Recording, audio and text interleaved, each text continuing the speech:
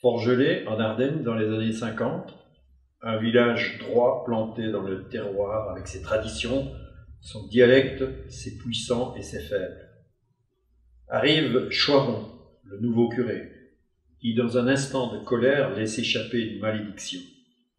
Un jeune homme s'effondre, mort, dans la campagne. Comment? Pourquoi? Tout le monde s'interroge, à commencer par Choiron lui-même. Échappé à ce milieu miséreux par la grâce du sacerdoce, promu intellectuel, professeur admiré, il a déjà appris à ses dépens qu'un prêtre reste néanmoins un pion entre les mains du haut clergé. Réduit à l'état de curé crotté, le voilà aux prises avec le troupeau de Dieu, le vrai. Choiron, ce curé qui est au centre de ce roman, Choiron, c'est un homme qui se pose des questions. Il n'est pas totalement endoctriné. C'est quelqu'un qui se rend compte au contact des gens réels. Il va rencontrer toutes sortes de personnes à la campagne qui vivent tout à fait en dehors, par exemple, des règles de la morale conventionnelle. Et il commence à se poser des questions sur ce qu'on lui a enseigné au séminaire, et le roman montre l'évolution de cet homme et simultanément évidemment l'évolution des mentalités religieuses à cette époque-là.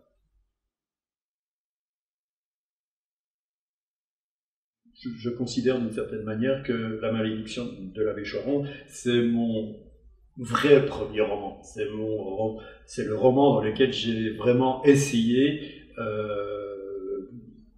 sans avoir reçu aucune formation pour cela, mais enfin, j'ai essayé de faire un roman comme j'aurais voulu lire des romans. Je pense que les lecteurs sont libres de lire ce qu'ils veulent. C'est quelqu'un, c'est essayer, et puis vous verrez. Choiron monta en chair au milieu du vacarme des chaises que l'on retournait.